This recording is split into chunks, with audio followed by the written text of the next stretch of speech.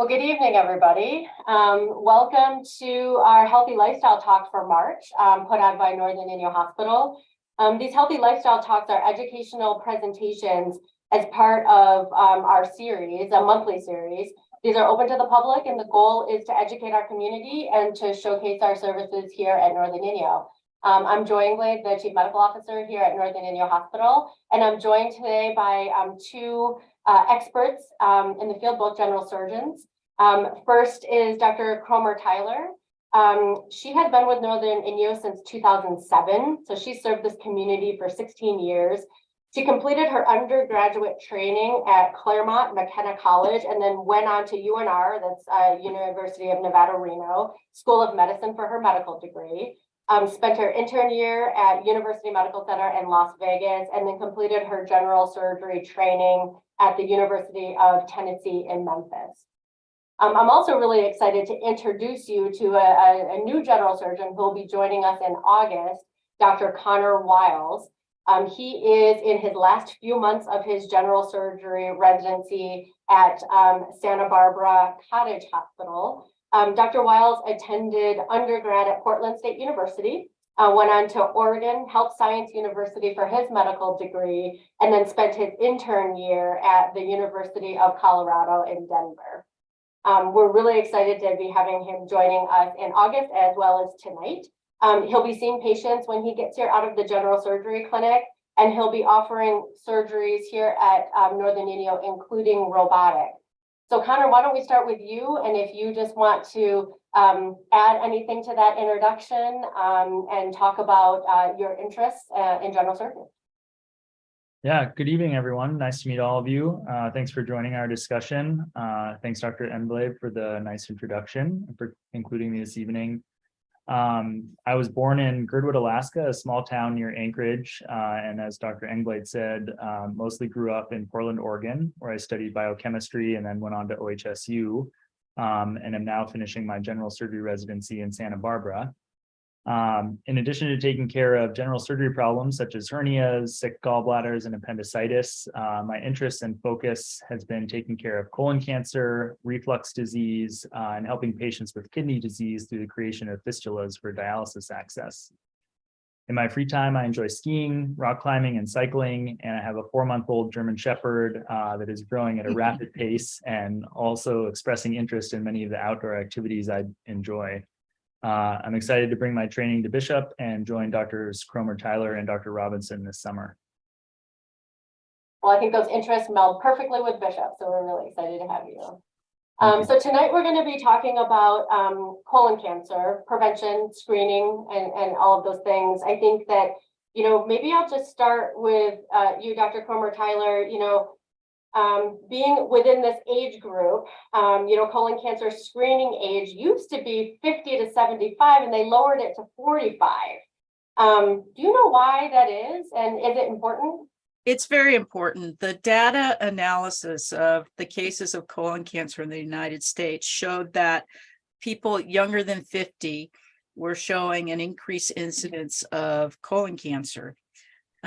So the cancer organizations, the American Cancer Society, analyzed the data, and based upon that, they recommended beginning screening at 45. However, if you have someone in your family who has colon cancer, particularly if you have multiple members, the recommendation is that you start 10 years before the youngest person in your family.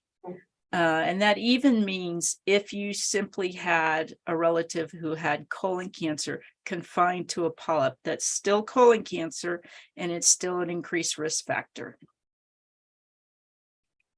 Okay, so some people will be starting screening pretty young. Yes. What's the youngest patient you've seen who started screening, out of curiosity? The youngest one I've seen is 23. Wow. Unfortunately, that person did have colon cancer. The screening was important. Yeah. Connor, or Dr. Wiles, sorry, will, often people talk about getting screened earlier, kind of what Dr. Cromer-Tyler is talking about if you're at increased risk. So what kind of things put you at increased risk, maybe other than just family history? Are there other things that we need to kind of have on our radar? Yeah, so the risk factors for colon cancer are actually broken down into two categories, modifiable and non-modifiable risks. And the non-modifiable risks, as Dr. Cromer-Tyler alluded to, is a family history, male gender, and presence of inflammatory bowel disease or ulcerative colitis, as well as a number of other inherited syndromes. The modifiable risk factors include tobacco and alcohol use, as well as diets with heavy consumption of red meats, low fiber diets, obesity, and lack of physical activity. So those being the things that all we can control for and kind of help bring our risk for colon cancer down. And then what about symptoms? I think that there's, we talk about seeing blood in your stool or dark hairy stools or other things. I mean, are there some symptoms that are really concerning, and are there other symptoms, diarrhea or the stool or whatever, that aren't as concerning for colon cancer? Yeah, so weight loss, blood in your stool, change in bowel habits such as diarrhea or constipation, change in the caliber or size of your stool. These are all symptoms that could be related to colon cancer. They also could be related to other processes, however, definitely warrant evaluation by a provider and then possible referral to a specialist such as a surgeon or gastroenterologist. And Robbin, I think we've all heard bad stories about how horrible the prep is. Can you talk about what the prep involves and maybe why it's important? The prep is important because to do a colonoscopy, we put a fiber optic camera that's about 170 centimeters long in through the rectum and move around. And if there's stool in there, we can't see around it, which increases the risk that we are going to cause trauma to the colon, which could lead to surgery. The prep is designed to clean out the colon. Now, I've had 3 colonoscopies, so I'm not asking people to do something I haven't done. We have tried to make it a little more palatable and to mix it in things that you can see through, like Gatorade, Crystal Light, white grape juice. My last I used water and just a tad of lime juice in it, and it was perfectly fine. There are different preps, and I would say just about every practice does it slightly different, but the standard today involves doing half to 2/3 of the prep the day before, and then the rest the morning of. Unfortunately, that does mean you're going to be getting up very early in the morning to do the prep. There are rare patients who the prep just doesn't work well. And unfortunately, we don't always know that until they try it. If you insert the scope and there's a thick, muddy coating on the colon, you still cannot see, and you can't find the small lesions that we're trying to go after to remove to prevent cancer.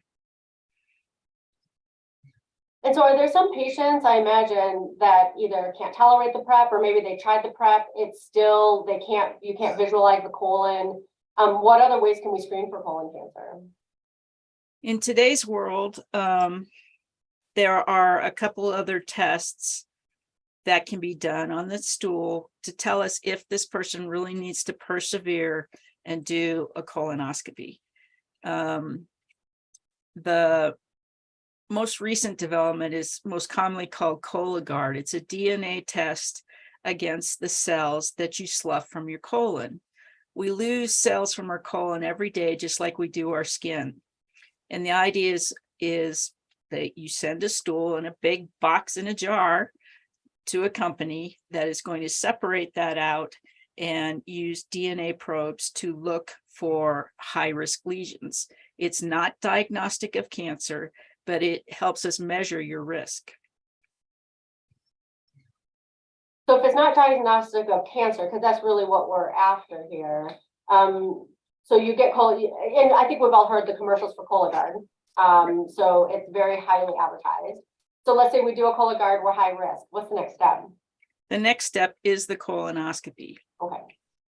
So then you just work really hard to make sure that we're prepped appropriately for a colonoscopy. Right. We try to do, if there's nausea issues, There are medications we can use to help with that. I've had a gastric bypass. I can easily do the volume of liquid I need to drink. The big thing is to persevere and try to complete the colonoscopy and the prep. Okay. Kind of going back to risk factors, Dr. Wiles, you talked about the modifiable things that you could do, and you talked about males being maybe at higher risk. Are there any other populations of people that we kind of need to hone in on and make sure that we're really focusing our efforts on making sure that they're being screened for colon cancer? Yeah, so when we're talking about people who are at risk for colon cancer, we talk about an incidence, which is sort of a rate per population. And the highest incidence actually in the United States is in Native Americans. It's about 48.6 per 100,000 individuals, followed by African Americans and then Caucasians. And the Asian population actually has the lowest incidence at 28 per 100,000 cases. Do we understand why that is? Well, some of it has to do with diet, and then some of it has to do with and the other modifiable risk factors we were talking about. But then a lot of it has to do with access to care. And so a lot of these, especially Native Americans and African Americans in a lot of communities have lesser access to care.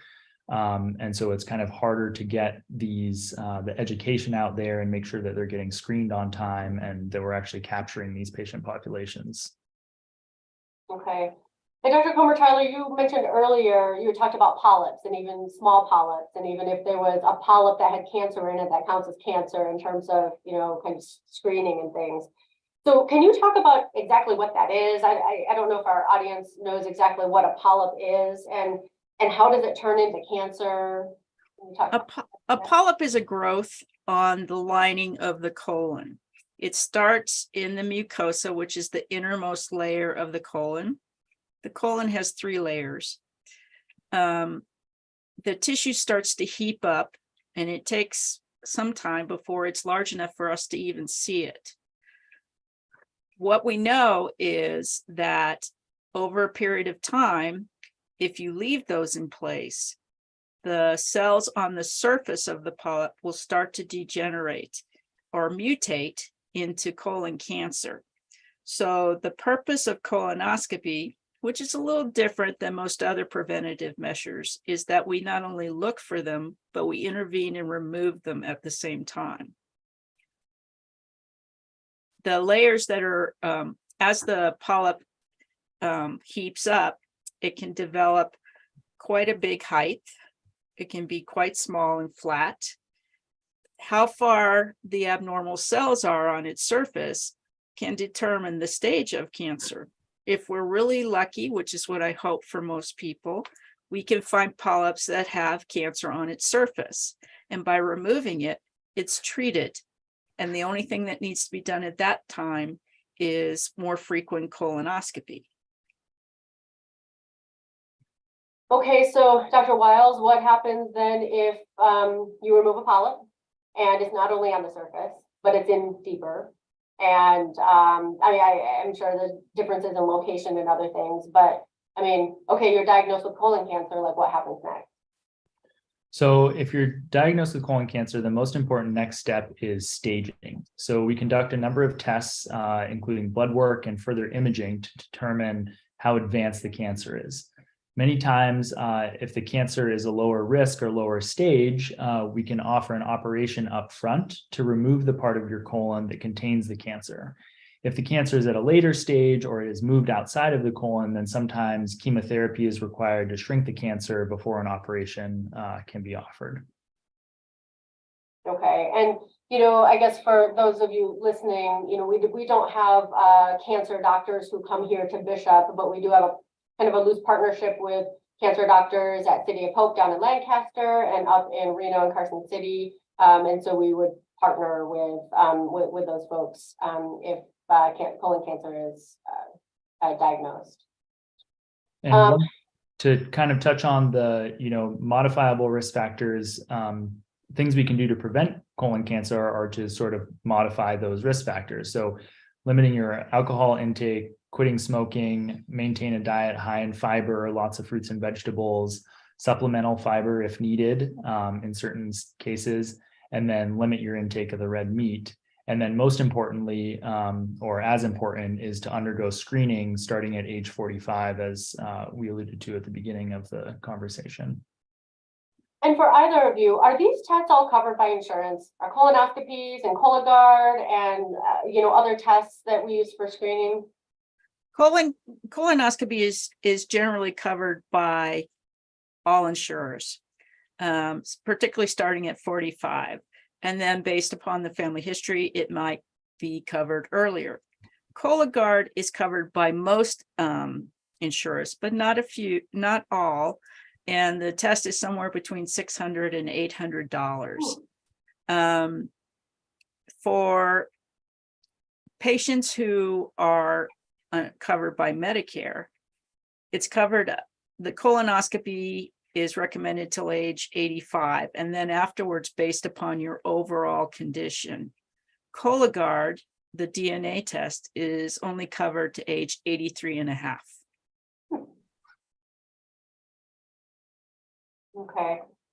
Well, Dr. Cromer-Tyler, I know that you've done a couple of late clinics specifically to make it more convenient for patients to see you and talk about screening and get them signed up for a colonoscopy. Were there any other topics that came up in your consultations in terms of questions that people had or other topics that would be interesting to share? I think that the biggest thing is that there's a misconception that the majority of people who get colon cancer have a family member who's had it. And the reality is that somewhere between 10 and 15% of colon cancer cases are within a family. The majority of cases are outside. The Cologuard test, which is another issue that can be confusing, is if it's positive, it's indicative of a high-risk lesion. 15% of the time, it'll be incorrect, but it is not diagnostic of colon cancer. If the test were positive, then the colonoscopy would be indicated. And I think the one thing that I think about is that the Cologuard and some of those other tests really are kind of a screening test to sort of rule out or rule in.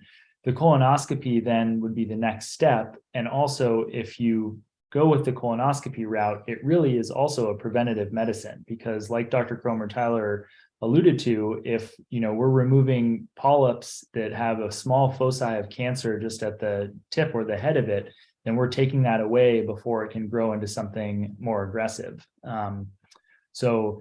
There are situations or specific populations where the Cologuard is a good fit, but the colonoscopy is definitely the gold standard and really kind of a preventative medicine.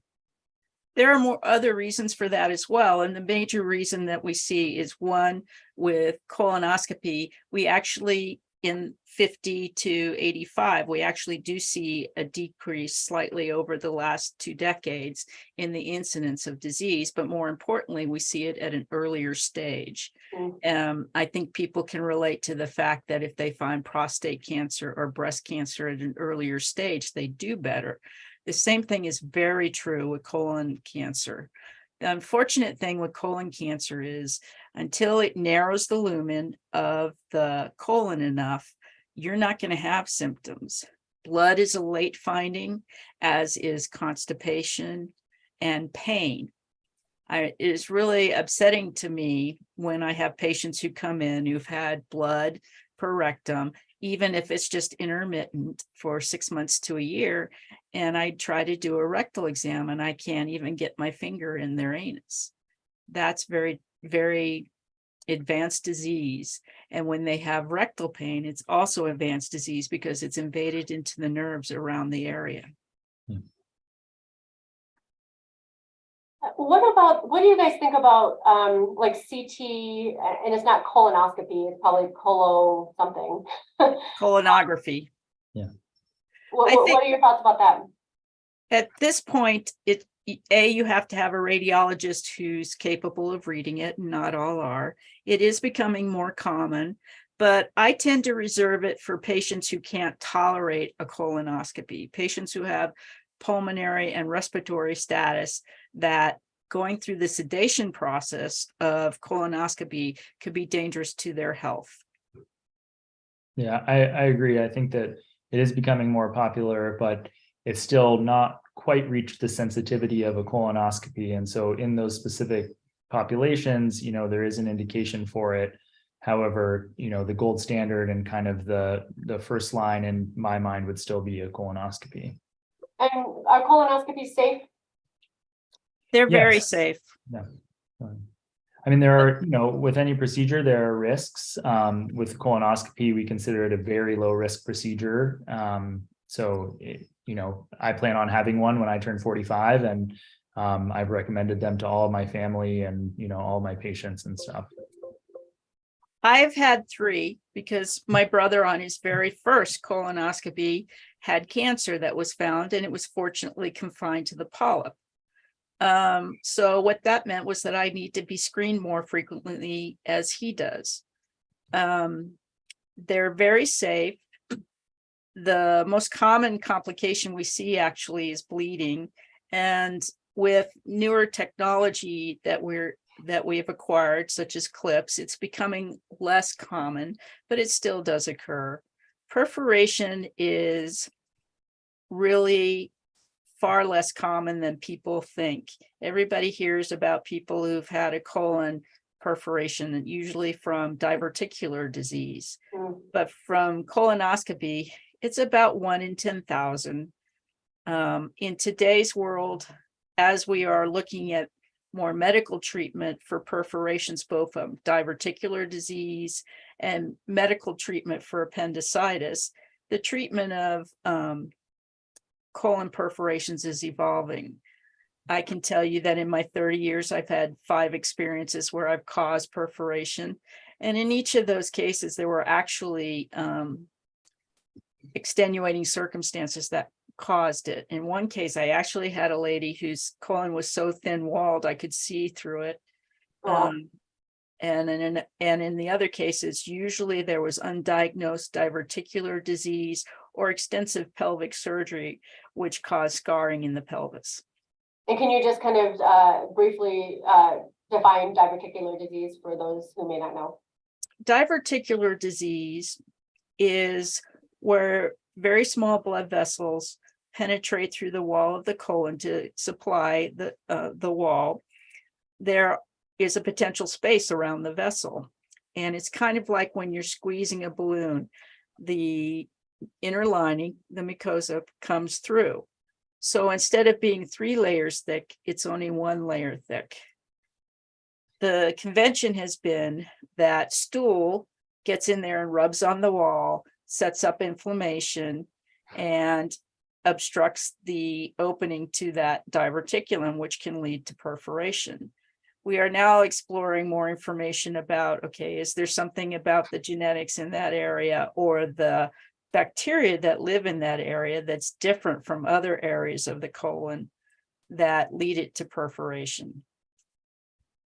And some of the data for the diverticular disease supports, some of the factors or risk factors for colon cancer too. So red meats, low fiber diets, all of those things. So, having regular bowel movements, preventing constipation, preventing that pressure to increase those, which would normally increase the size of those diverticuli. Anything we can do to prevent that is helpful in that process as well. The most fascinating thing is that diverticular disease is predominantly a disease of the Western Hemisphere, where the diet is less grain and vegetable based. Yeah.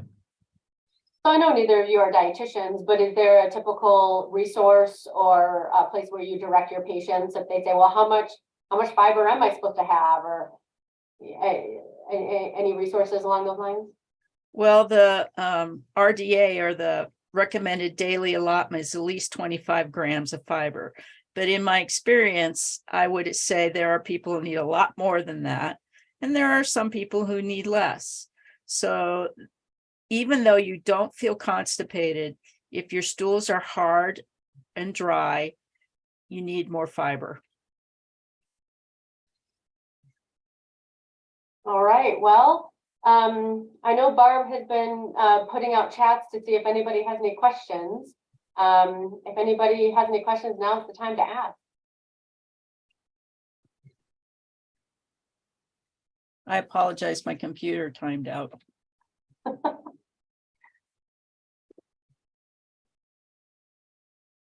Well, if there are no other questions, I would say that, kind of to summarize, starting at 45, or if you've got a family history, you got to get screened. Colonoscopy is safe and probably the way you want to go.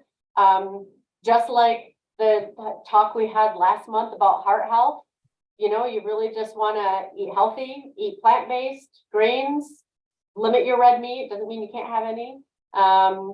We all live in Bishop, I presume, if you're listening in, and this is a great place for outdoor activities. Why Dr. Wiles is moving here, and so get out and move and exercise, and it's good for your GI tract, it's good for your heart, good for your general health. So I want to thank everybody for joining us. Thank you, Barb, for making this happen on Zoom and on YouTube. Thank you, Dr. Cromer-Tyler and Dr. Wiles, for sharing this information with us. Barb has put the general surgery office number. Oh, there it is. So if you are in need of, you want to have a conversation about the best way to screen for colon cancer, you want to sign up for a colonoscopy and talk to one of our surgeons, please give us a call. And just a reminder, Dr. Wiles will be beginning his practice in about mid-August. Yeah, I'm excited to join you and meet the community. Thank you very much for including me this evening, and look forward to meeting everyone. Thank you and have a good night. Good night. Night.